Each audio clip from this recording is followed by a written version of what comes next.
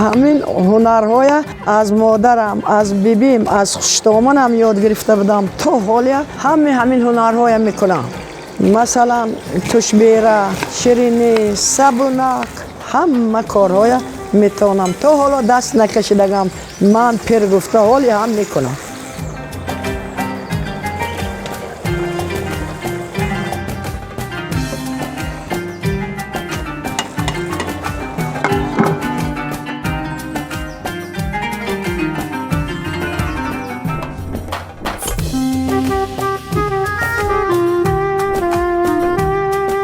السلام علیکم. من شاه مراد و شهربانو در دهه نوابات جماعت لایق شیرعلی زندگانی میکنم. نفقه خور هستم. مادری 7 فرزند. برای شماهان میخواهم که یک آش پلو 5 کنتی پخته دهم.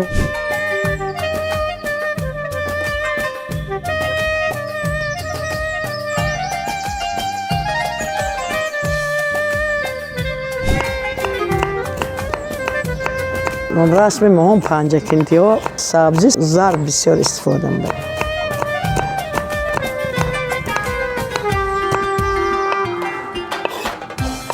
من هنرمند مردمی هستم.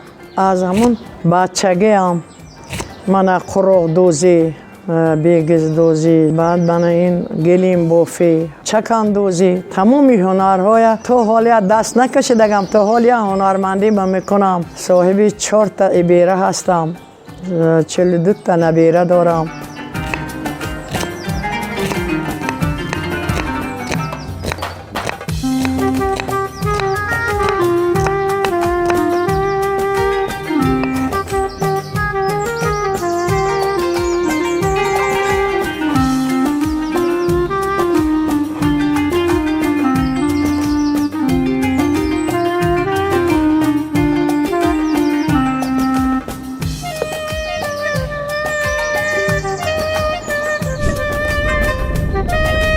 بسم الله الرحمن الرحیم.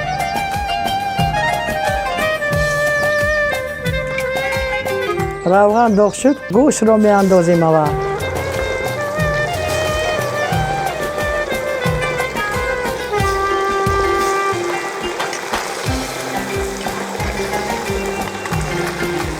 گوشت اکنون سرخ شد، پیاز را میاندازیم.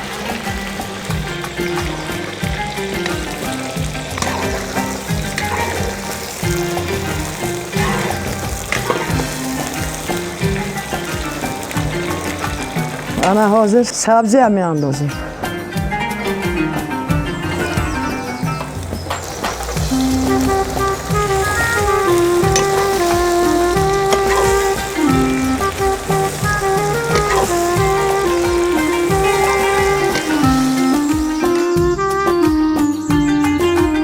حاضر ما زربق هم میاندازیم.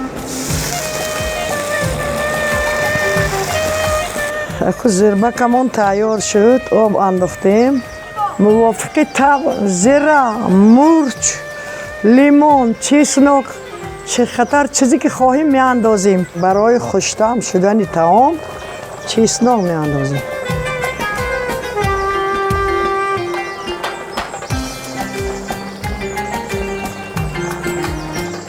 برای آش خوش‌طعم شدنش زلال میاندازیم.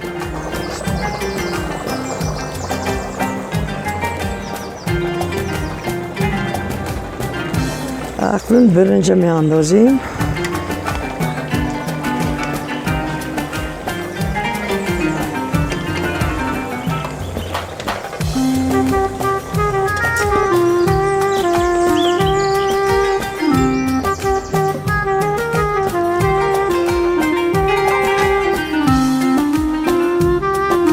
حاضر آش مهون تیار شد. به مقصد خوشبو شدنش لیمون میاندازیم و دم بپرتاییم. بعد نیم ساعت بکشیم و خورد.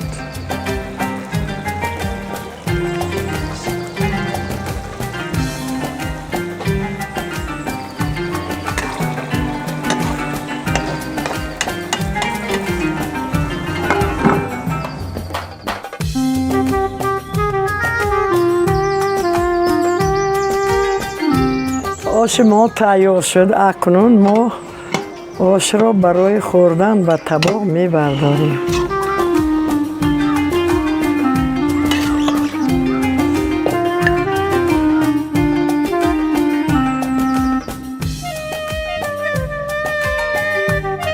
انا آش پنجکنتی ما تیار. آشتان شود.